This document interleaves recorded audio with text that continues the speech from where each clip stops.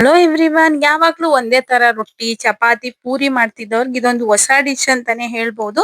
ಇದ್ರ ಹೆಸರು ಪತ್ರಿ ಅಥವಾ ಪತಾಲ್ ಅಂತಾರೆ. ಇದೊಂದು ಕೇರಳ ಡಿಶ್. ತುಂಬಾ ಚೆನ್ನಾಗಿರುತ್ತೆ. ಚಿಕನ್ ಸಾಂಬಾರ್ ಜೊತೆಗೆ, ಗ್ರೇವಿ ಜೊತೆಗೆ ಇದನ್ ಮಾಡೋದು ತುಂಬಾನೇ ಈಸಿ. ಸೇಮ್ ಪೂರಿ ತರಾನೇ ಉಬ್ಬುತ್ತೆ. ಆಯಿಲ್ ಅಲ್ಲಿ ಹಾಕಿ ಫ್ರೈ ಮಾಡೋದು ಇದನ್ನ ಇನ್ಸ್ಟಂಟ್ ನೇಪತ್ರಿ ಅಂತ ಸಿಗುತ್ತೆ ಶಾಪ್ ಅಲ್ಲಿ.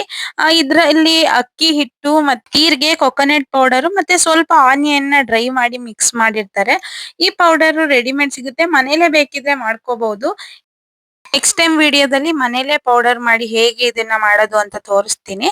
ಈ ಪೌಡರ್ ನ ಒಂದು ಬೌಲಿಗೆ ಹಾಕೊಂಡು ಸ್ವಲ್ಪನೇ ನೀರ್ನ ಹಾಕೊಂಡು ಮಿಕ್ಸ್ ಮಾಡ್ಕೊತಾ ಬರ್ಬೇಕು. ಯಾವ ಹದಕ್ ಮಿಕ್ಸ್ ಮಾಡ್ಕೋಬೇಕಪ್ಪ ಅಂದ್ರೆ, ಮಾಮೂಲಿ ನಾವು ರೊಟ್ಟಿ ಮಾಡ್ತೀವಲ್ಲ ಅದೇ ಹದಕ್ಕೆ ಈ ಹಿಟ್ಟನ್ನ ಕಲ್ಸ್ಕೋಬೇಕು. ಸ್ವಲ್ಪನೇ ಹಾಕ್ತಾ ಕಲ್ಸ್ಕೊಳ್ತಾ ಬನ್ನಿ. ನಾರ್ಮಲ್ ಅಕ್ಕಿ ಹಿಟ್ಟಲ್ಲೂ ಕೂಡ ಮಾಡಬಹುದು, ಆದ್ರೆ ಇಷ್ಟು ಚೆನ್ನಾಗ್ ಬರಲ್ಲ. ನೋಡಿ, ಈ ಹದಕ್ಕೆ ಕಲ್ಸ್ಕೋಬೇಕು. ಈ ಹದಕ್ ಕಲ್ಸ್ಕೊಂಡಾದ್ಮೇಲೆ ಒಂದ್ 5 ರಿಂದ 10 ನಿಮಿಷ ಹಾಗೆ ಅಳ್ಳಕ್ ಇಡ್ಬೇಕು. ಅದಾದ್ಮೇಲೆ ಇದನ್ನ ಚಿಕ್ಕ ಚಿಕ್ಕದಾಗಿ ಉಂಡೆಗಳನ್ನ ಮಾಡ್ಕೊಂಡು, ಈ ಉಂಡೆಗಳನ್ನ ಈ ಹಪ್ಪಳ ಒತ್ತದ್ ಮಿಷಿನ್ ಬರುತ್ತಲ್ಲ, ಪ್ರೆಸ್ಸಿಂಗ್ ಮಣೆ, ಅದಕ್ಕೆ ಕವರ್ಗಳನ್ನ ಹಾಕೊಂಡು ಅದಕ್ಕೆ ಸ್ವಲ್ಪ ಎಣ್ಣೆ ಹಚ್ಕೊಂಡು ನಿಪ್ಪಿಟ್ ಬರುತ್ತಲ್ಲ ಆ ಸೈಜ್ ಅಲ್ಲಿ ಇದನ್ನ ಒತ್ಕೋಬೇಕು. ತೆಳ್ಳಗುನು ಒತ್ಕೊಳಕ್ ಹೋಗ್ಬೇಡಿ, ಉಬ್ಬಲ್ಲ ಚೆನ್ನಾಗಿ. ಈ ರೀತಿ ಒತ್ತಾದ್ಮೇಲೆ ಒಂದ್ ಪಾತ್ರೆಯಲ್ಲಿ ಎಣ್ಣೆನ ಚೆನ್ನಾಗಿ ಕಾಯಕ್ಕಿಟ್ಟು, ಎಣ್ಣೆ ಎಲ್ಲ ಕಾದಾದ್ಮೇಲೆ ಅದಕ್ಕೆ ಇದನ್ನ ಹಾಕೋಬೇಕು. ಸೇಮ್ ಪೂರಿ ತರನೇ ಉಬ್ಬಿ ಚೆನ್ನಾಗ್ ಬರುತ್ತೆ.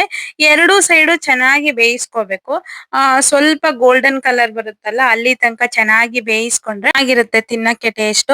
ನೆಕ್ಸ್ಟ್ ನೋಡಿ, ಇದು ಎಷ್ಟು ಚೆನ್ನಾಗಿ ಉಬ್ಬ್ ಬರ್ತಿದೆ ಅಂತ. ಈ ರೀತಿ ಎರಡೂ ಸೈಡ್ ಉಬ್ಬುತ್ತೆ, ಆಗಿರುತ್ತೆ. ತುಂಬಾನೇ ಚೆನ್ನಾಗಿರುತ್ತೆ ಇದು. ಯಾವಾಗಾದ್ರೂ ಚಿಕನ್ ಗ್ರೇವಿ ಚಾಪ್ಸ್ ಮಾಡಿದಾಗ ಇದನ್ನ ಒಂದ್ಸಲ ಟ್ರೈ ಮಾಡಿ ನೋಡಿ, ತುಂಬಾ ಇಷ್ಟ ಆಗುತ್ತೆ. ಎಲ್ಲ ಈ ರೆಸಿಪಿ ಗೊತ್ತಿಲ್ಲ ಅವ್ರಿಗೆ ಶೇರ್ ಮಾಡಿ, ಅವ್ರಿಗೂ ಇಷ್ಟ ಆಗುತ್ತೆ.